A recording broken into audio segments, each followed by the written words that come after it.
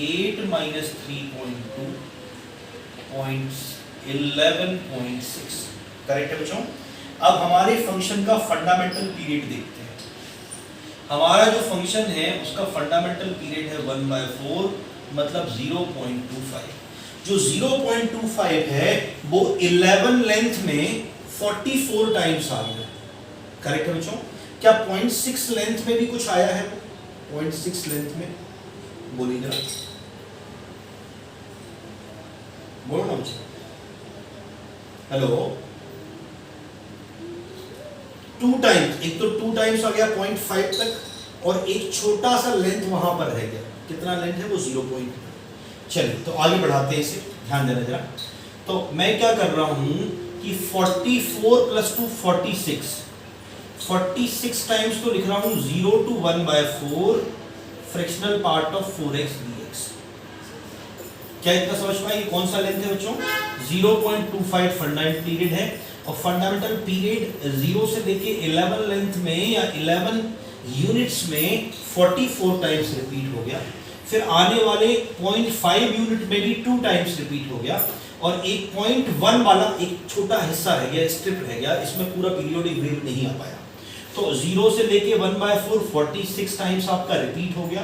फिर उसके साथ प्लस आया एक 0.1 लेंथ का इंटरसेप्ट। ये जो 0.1 लेंथ का इंटरसेप्ट है इसे मैं लिख रहा हूं 3.2 to 3.3 frictional part of 4x dx। मतलब इतना जो हिस्सा है लोअर लिमिट से लेके एक 0.1 लेंथ का मैंने यहां पर अलग से लिखा।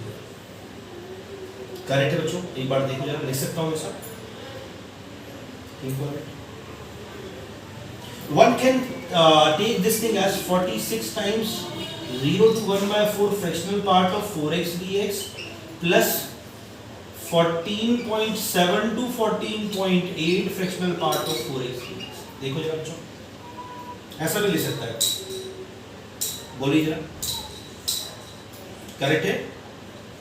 अब मैंने जो सेलेक्ट किया है वो स्मॉलर वैल्यू की वजह से 3.2 से लेके 3.3 तक का सिलेक्शन किया है। कंटिन्यू कीजिए। Now the first integral become 46 into 4x² / 2 0 to 1/4। एक हिस्सा ये हो गया हमारा।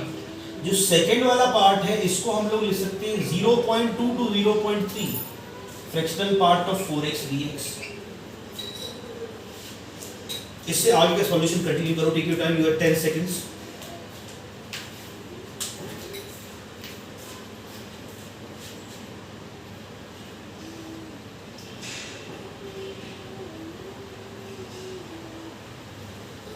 यहां तक का हिस्सा सभी को क्लियर है बेटा?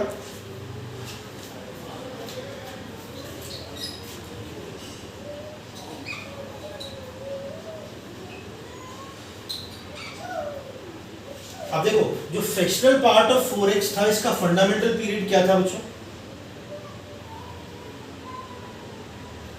बोलिए। 1/4 0.25 0.25 0.2 और 0.3 के बीच में है। तो मैं इसको ब्रेक करूंगा, ब्रेक करके मैं लिखूंगा 0.2 to 0.25 fractional part of 4x dx। फिर 0.25 to 0.3 fractional part of 4x dx। किस किस ने ये ब्रेकिंग करेक्ट किया? ये इस तरह का ब्रेकिंग अप्लाई किया। करेक्ट है बच्चों? ठीक है, टाइम सिंप्लीफाई करो।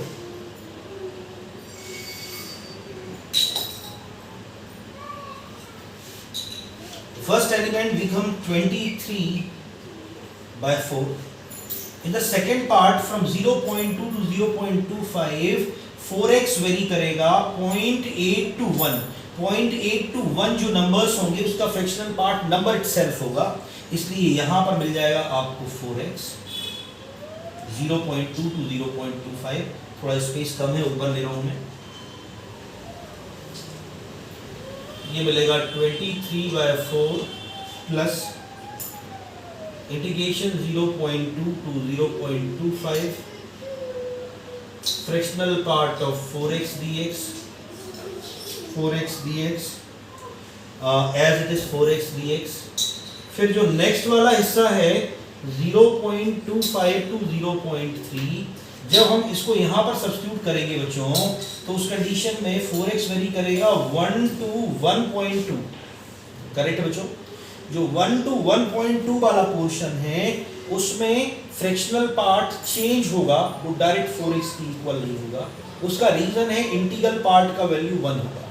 अगर इंटीग्रल पार्ट का वैल्यू 1 टू 1.2 में 1 है तो जो सेकेंड वाला क्वांटिटी है वो है 4x माइनस 1 dx। बोलो बच्चों, क्या ये करेक्ट वर्क है? That is a very very important question.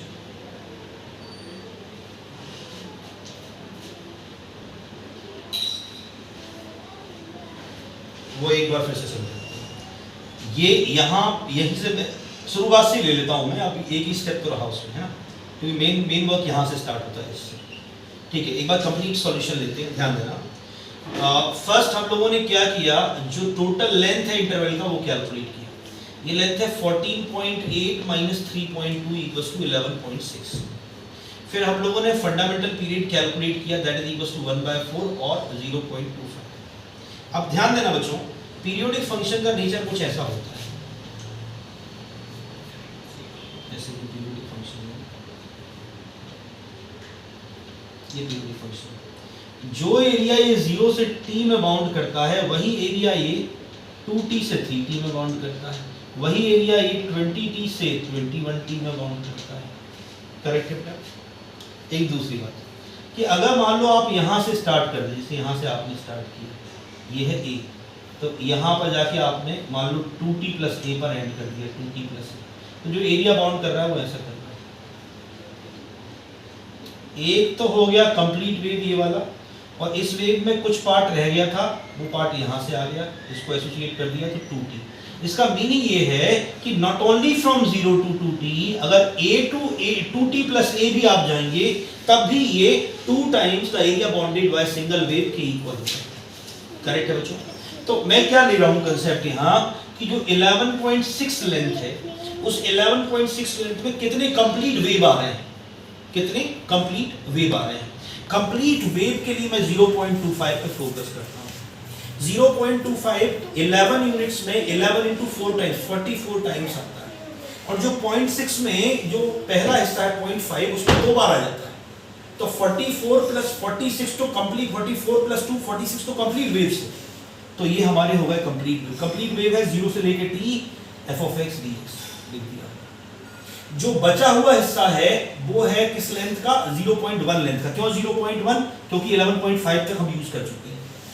अब 1 लेंथ का जो हिस्सा बचा, वो हिस्सा या तो अपर पार्ट से आप हटा लो, ठीक है, अपर पार्ट से हटाने का मतलब ये है कि 3.2 से लेके 11.5 तक आप लोगे तो ऐसा आएगा 3.2 to 14.7 f of x dx plus 14.7 to 14.8 f of x dx। थोड़ा ध्यान देना बच्चों, ये जो पार्ट है ये लिखा हुआ है 46 यूनिट्स, ये 46 यूनिट 3.2 से लेकर 14.7। और ये जो दूसरा वाला हिस्सा है, वो दूसरा वाला हिस्सा आप इस फॉर्म में ले सकते हो, या फिर जो मैंने लिया है यहाँ पर वो कैसे लिया है, मैंने 3.2 से लेके 3.3 तक एक फंक्शन बना दिया, और 3.3 से लेके 14.8 तक दूसरा फंक्शन बना दिया। 3.2 से लेके 14.8 तक का जो पार्ट है वो 46 वेव्स है, ये रहे 46 वेव्स। जो बचा हुआ हिस्सा है वो आपके सामने यहाँ पर। क्या ये कंसेप्ट, इतना कंसेप्ट क्लियर है बच्चों? करेक्ट है ना? अब ध्यान देना, ये जो पार्ट है इसको तो आप कैलकुलेट करना सीख ही गए हो, तमाम क्वेश्चंस में हम लोग कर रहे हैं, ठीक है। सेकंड पार्ट में देखना, सेकंड पार्ट में ध्यान देना बच्चों, 3 तक एक वेव आता है, जैसे मान लो ये 3t, ये 3t से लेके मान 3.2t, ये है 3t प्लस a, यहाँ पर है 3t प्लस a। मैं वापस से एक बार डायग्राम थोड़ा ब्लैक में, ध्यान देना, ये हमारा एक पीरियोडिक फंक्शन, सभी समझेंगे।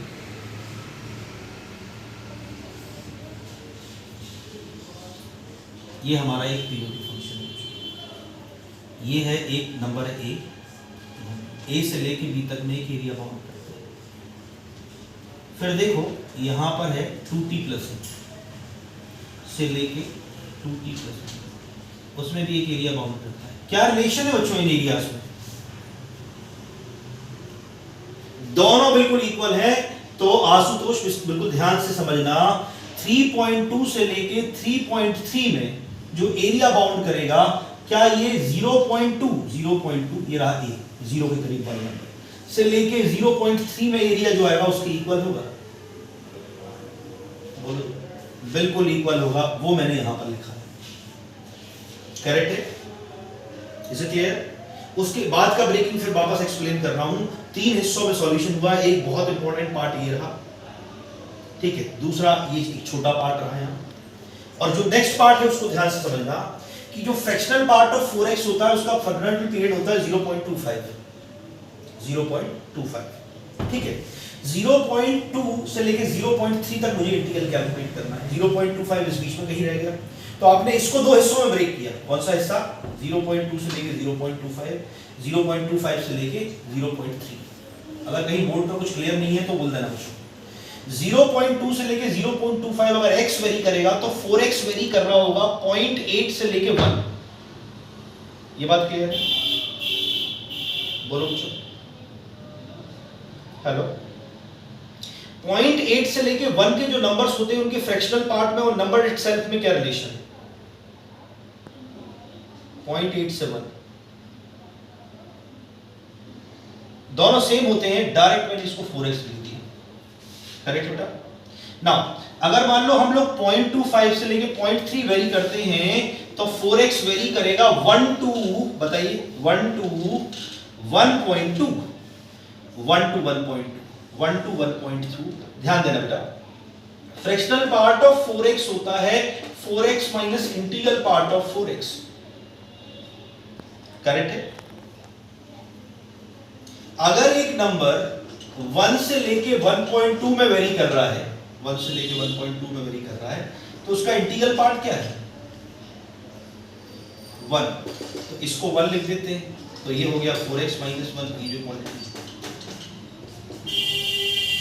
इसको मैंने यहां पर, यहां अगले स्टेप में ये यूज किया, समझ पाए? करेक्ट है? सिंप्लीफाई कर दीजिए, ठीक है। एक बहुत इंपॉर्टेंट सॉल्यूशन, पीरियोडिसिटी पर इतना टफ प्रॉब्लम तो आया ही नहीं है। आता है तो डेफिनेटली बहुत लोग फ्लैट हो जाएंगे इसमें, ठीक है। और जो सेलेक्ट होने वाले हैं वो करेंगे इसको, नोट कीजिए।